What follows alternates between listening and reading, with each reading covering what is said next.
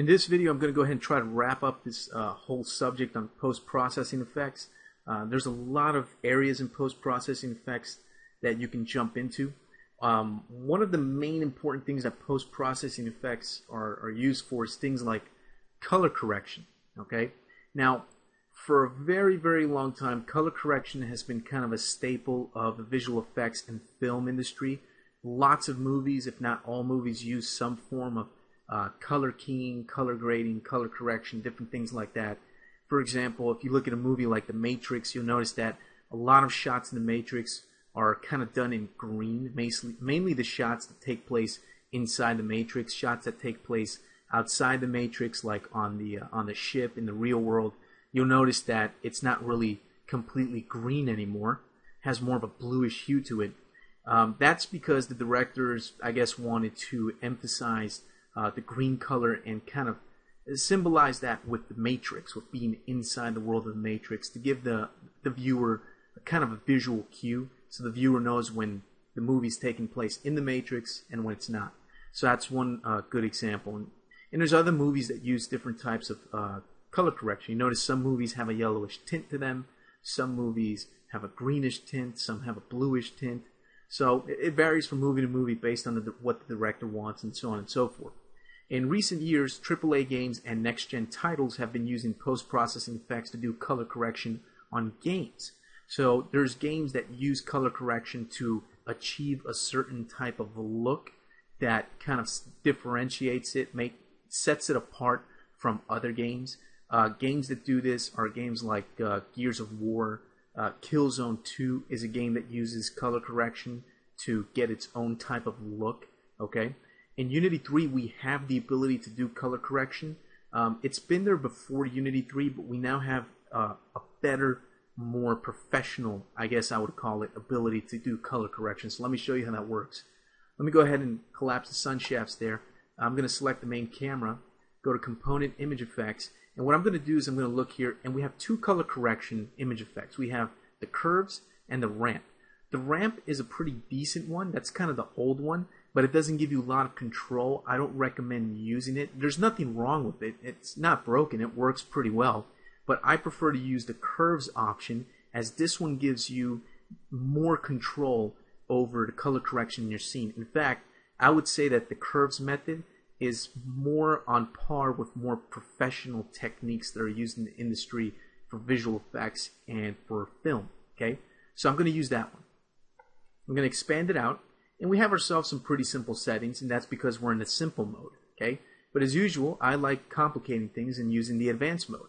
So in the advanced mode, we get a lot more settings. So let me go over some of these settings and show you by example what they do and give you a good idea of how to work with them. This can get a little, not too complicated, but if you don't really know what you're doing, you can get kind of lost very easily. Okay, so basically what we have is a red, green, and blue channel. This is for the overall color correction. Then we have a red, green, and blue for the depth. In case you were wondering what the depth is, very quickly, the depth determines the distance from an object in your scene to the camera. And the Z curve controls the Z depth. Again, the distance from the camera to any object in the scene, objects that are far or close, anything in the scene. And then we have the selective mode, and I'll talk about the selective mode in a little while. Let's first talk about these depth channels over here. So what does this mean? We have the ability to do color correction based on how close or how far away objects in our scene are to the camera. So let me show you how this works. Right here in the game view, I want you to pay close attention to that, because as the mic changes, you're going to notice these things happening in real time. Let me take the depth here for, say, the red channel. I'm going to click on that little red line right there. That's going to open up this curve editor, and this curve editor gives me a lot of control. So by default, what we have is a curve that goes basically from 0 to 1, okay, horizontally, and a value of 0 to 1 vertically up and down. What I can do is I can select these different handles here, these points or these keys, and I can move them around. I don't recommend moving the default keys. What I recommend doing is right-clicking anywhere on the curve and hitting Add Key. If you right-click, you can add a key, and then what I can do is I can take this key and just click and drag it after I select it and move it around. And you notice as I move it around, there's changes being updated inside the game view right there. Okay, this is a very powerful tool, It takes a while to understand it. This curve is changing the way the colors are in here based on depth. So basically what I'm doing is when I take the curve down to lower values on this graph, I'm basically taking the reds away because I'm using the red curve here. This controls the red colors. That's why our scene is starting to look more blue, because I'm taking away red. So when you take the reds away, you end up introducing more blues and more cyans into your scene. You use this graph and you move it around to basically achieve the effect that you want. It takes a little bit of practice to it.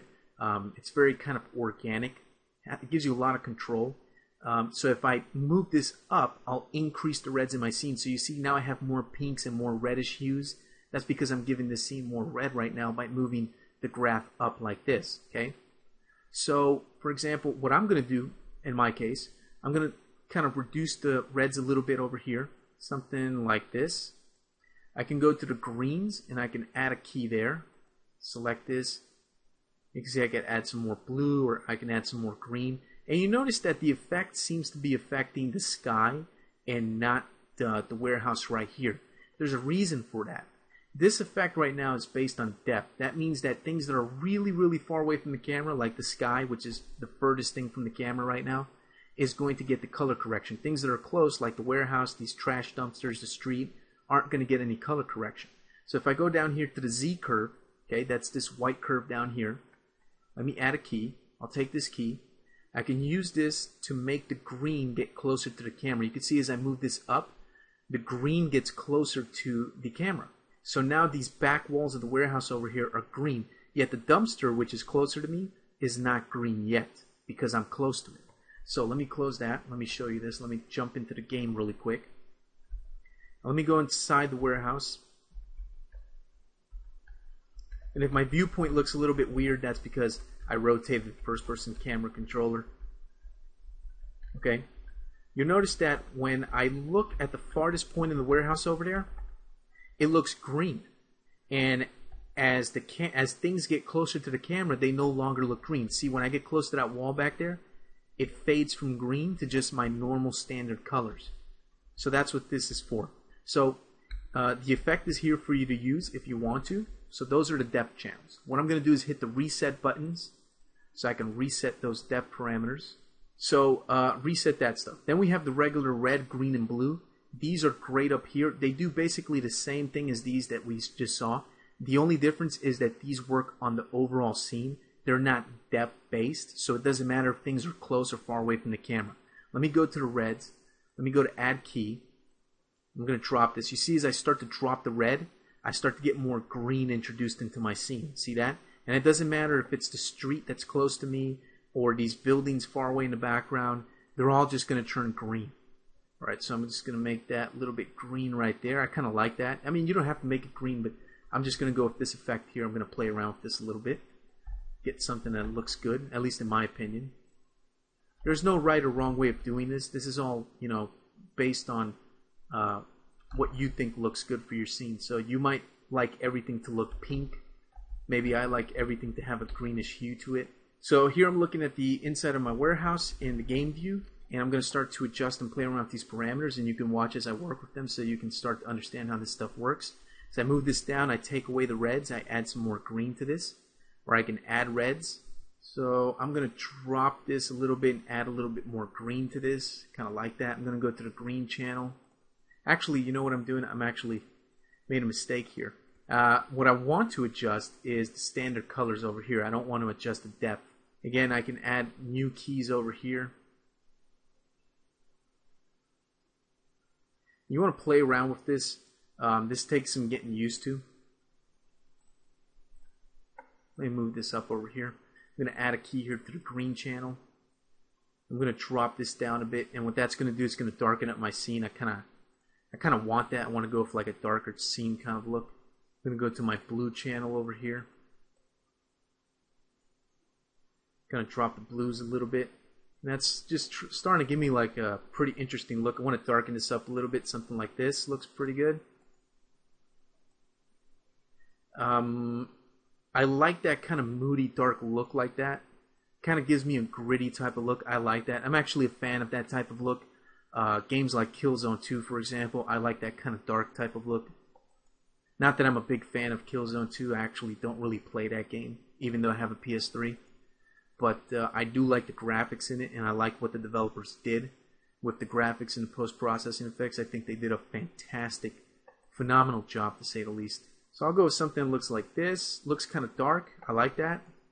Let me bring the reds in a little bit more, but I don't want to brighten this up too much. And I don't want it to look completely green either. So maybe I might drop the greens a little bit, so it brings a little bit more of that reddish hue. And that looks kind of cool. It's pretty dark, but I kind of like that. I kind of want to go for that look. So let me bring in the blues a little bit more. I can add another key over here. Maybe I'll drop the blues actually. I want to bring in those yellows a little bit more. Okay, so you can play with this for a long time and try to come up with all kinds of cool effects. And you know what I'm going to do is I'm just going to play test this real quick. That looks pretty cool. I like that. I like that kind of moody, gritty, dark type of look. I think that looks pretty cool. There's my sun. Oh yeah. The grittiness has a really nice contrast with the specularity on the street over here. So there's a nice contrast of these brights. See this? I like that contrast of the bright specular on that wall. A little bit of bloom effect right there.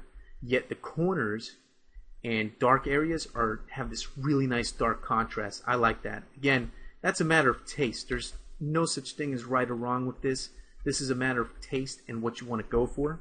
Now finally, we have a selective parameter right here. If I go ahead and check that on, we have the ability to do something called color keying. And this is something that people who work in post-production and film and in visual effects will understand pretty well.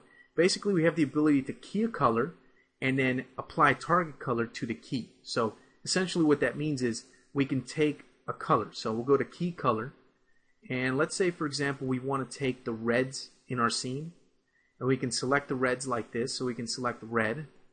Okay, so the key color that we're selecting is the reddish color here, and then we can change the reds to a target color. So we're basically replacing the reds with something else, maybe green or maybe blue. So now you can see all the reds got turned into blue. See that? So it's a pretty powerful way of keying and selecting specific colors. Let's say the yellows. Right there it's pretty obvious because the yellows, like on the crate, the floor here, the reflection basically from the sun, those are all the warm yellow colors. And I'm basically replacing them with blues. And if I really exaggerate the effect, I can end up with something really kind of funky. Okay? So why would you want to use something like that? Well, you can use it to achieve a certain visual style. Say, for example, again, off the top of my head, you're making a game where the main character maybe reaches a point where he's having maybe a flashback, you know, kind of like a Max Payne type of game or something, where the character's having a flashback, and now the player has to play in this level that's actually a flashback or in a dream of the character. And then you can do some crazy visual effects like this, and then while your player's playing this level, you can tell that the level is maybe a flashback or a memory or something like that because it looks so funky. If you look at this, it still looks interesting, but obviously it's a unique style that you can use to differentiate your player from playing in the real world or in reality compared to playing in a dream or some kind of flashback, something like that. So I'm going to do some color keying here. Maybe I'll play around with this a little bit. I kind of like that.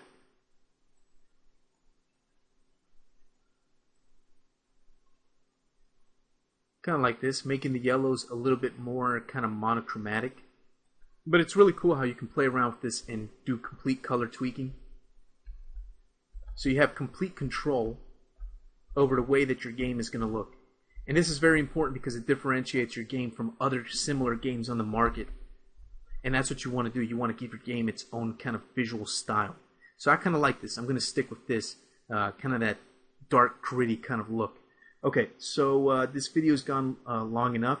I'm actually going to do, in the next video, I'm going to finish up the post-processing effects. I'm going to show you some other effects that can even make your game look even better and take it to the next level.